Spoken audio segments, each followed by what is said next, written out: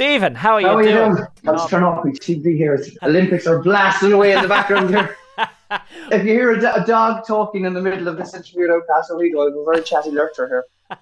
He's what they're calling a true-to-the-bone contemporary folk and roots artist. He's Sligo's own Stephen Gormley, a.k.a. Moon Looks On, and we are delighted, truly, to be backstage with him to find out more about the person behind the music. Stephen, first off, thank you so much. How are you doing? I'm very good. Thanks a million for having me on the show, man. Man, please, it's my pleasure. When you dropped Goodbye Polar Bear, I have been dying to get you on the show ever since. I was like, this is someone who I need to find out more about. So I've been genuinely waiting for this day, legitimately.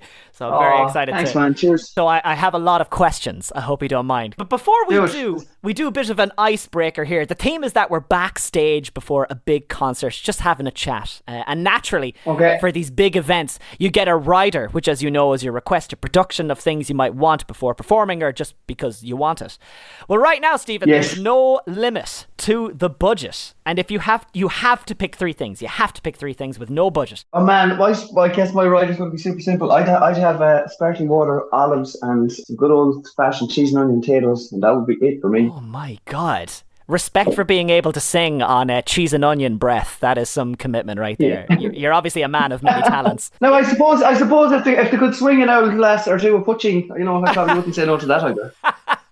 Well, look, we said the budget was limitless, so we might as well. Yeah, let's go hell for leather here. Let's get into it then, because I was doing a bit of research. As you know, I have been wanting to have you on here, so I've been doing a bit of digging. We mentioned at the start that we were going to be talking about your style in folk and roots. That's what you do. So let's first get to the root of it all, Stephen. Let's go to where it all began.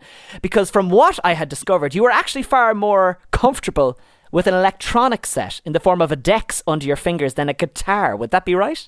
Yeah, that's totally right. I mean, I grew up in quite a musical home. My grandfather played the flute. My older sister Emma is a musician. There's a lot of music around the house, and my parents listened to a lot of music all the time, which is something looking back on that's to think, that's really had a huge effect on me, That's like even my choice of music. But when I started listening to music first, I was listening to Kurt Cobain, Nirvana, stuff like that, a lot of Nirvana actually, and then I got into dance music. And when I say I got into dance music, like I actually really got into dance music. Really? I just became obsessed with it. I loved like trance music, tech trance, like funky house, tech house, electro. I used to play a lot of clubs and small things, like parties, events that we used to put on, a lot of late night happenings. I was scaffolding at the time in Galway, so I was working like 6 days a week, every week, and used to play at raves and all that type of stuff. And this lad over here, not only building Galway from the ground up, but then right after he clocks out of that, goes to the club and gives the city a party. You transitioned then to guitar. Just randomly, was there a spur in there that swapped you to guitar, or what happened? I guess I always had a love for all types of music, really, like just growing up in a very musical home. I think I got kind of burnt out of dancing, and I actually bought myself a bodhran, and that was the first instrument that I got into, and I started teaching myself how to play it, and then I started going to traditional sessions and just fitting in with some really, really cool players, and I just kept at it and kept going and kept learning. And then I got the guitar around the same time then as well. I was working, and I think we had all lost our jobs. It was kind of the recession time at the time, and I got a job working, and I really didn't like it. It was like a builder suppliers, because I'd been working on sites for so long, and it was tough working in a shop, Yeah. I used to go out on my lunch breaks and sit in the car and play bodhran. And here I am, still doing it. Still doing it. And that's just it, because when you went into music, was original music kind of always in the back of your mind? Was it the plan all along? As you say, you just started with sessions. So when did the original music creep into this? Like straight away I wrote my first song. Actually, one of the first songs I ever wrote was on the bodhran, and I just started writing songs like straight away. Once I had like a 3-chord trick down G, C, and D. Yeah. Found my own style through listening to various different types of music. But it was my own music. I never. It actually took me a long time before I'd done any cover gigs. I was just always, I only done my own music. So you'd be in the session and somebody would ask you to sing a song and you would sing one of your own songs, I want to say a very belated happy 10th birthday to you, Stephen, because on July 2nd of 2014 you released Friend of Mine, your first release, and in 2022 you released your debut album Razor Wire Skies, with a beautiful opening track of Summertime in Bloom. So nice. What had you learned from the journey between your first song to your first album? Keep your head down. Yeah, I guess at the time, that was really the first time that I'd ever properly gone in and recorded anything, like to click to that kind of level. Oh yeah, the money being put in. But yeah.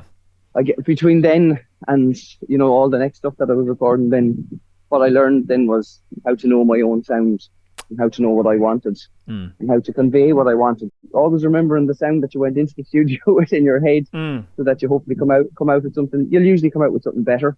At the moment, I'm working with a guy called Bill Shanley. He recorded my last record, Way Out West. Yes. That's actually the first album that I've ever recorded from start to finish with the same people in the same place. So that was I'm really enjoying working with Bill. And obviously, we've got this single coming out on the 16th of this month. We've already started working on something. I've been playing a lot more electric guitar these days.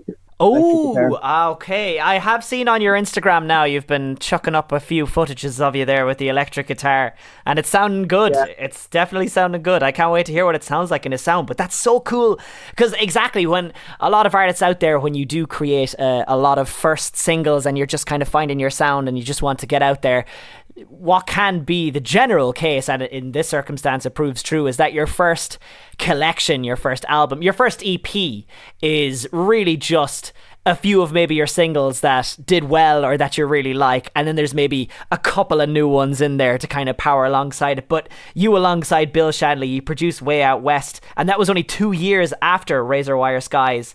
As I say, Goodbye Polar Bear, the second you released a single, I was like, who is this human? And why is it in one of my top 10 favorite songs of the year already? It's still going strong. I love that track.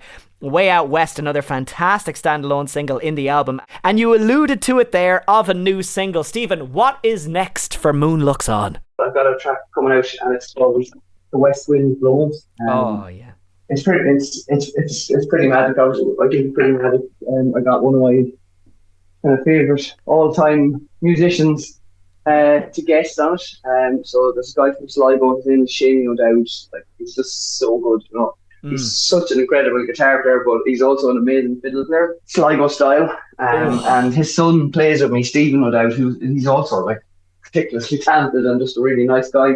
So I just asked Shane, would he play some fiddle on it? And then Bill Shanley and myself wrote a couple of different motifs to go into it, little kind of side pieces or solos, and we just gave it to Shamey, and he just turned it into this beautiful thing.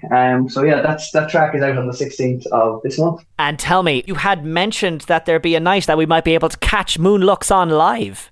Yeah, I mean, I'm bringing something to the Hawkswell Theatre in Sligo on the 14th of September. This will be the biggest show I've ever done, actually.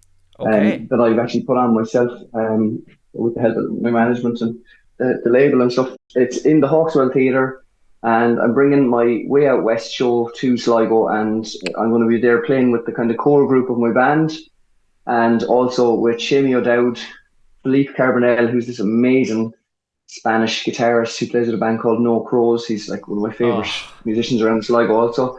And then my sister Emma, who's a phenomenal singer, and she sang backing vocals on lots of stuff on the album. And Stephen O'Dowd, and another lady called Jessie Whitehead. And myself and Stephen and Jessie were in a little band together called Dove Von Gurm, just kind of a shoot-off kind of a thing. Nice. And so we're all bringing this show to the Hawkswell Theatre, and it's going to be massive. And I'm going to play Way Out West, the album, and a few other ones from Razor Wire Skies as well. I love it. It sounds like you're getting the family all together and bringing them over. That's honestly what it feels like. All of Sligo is going to show up to this thing. It's going to be deadly. I hope they do. Yeah, exactly. Yeah, get over there now. Start buying these tickets. Where can people get the tickets? So the tickets for that, you can get them from, if you go to the Hawkswell's main website, which is hawkswell.com, or you can go to my Instagram and just click on the link tree in the bio, and there's a link to it there as well. Or if you just type in Moon Looks On Sligo, it'll come up there. Fantastic. Stephen, Moon Looks On, thank you so much for taking the time to talk to us. I can't wait to talk to you again in the future after performances and future releases. It's been an absolute pleasure, man. Thank you so much. Oh, you're a gentleman. Thank you. I really enjoyed the chat.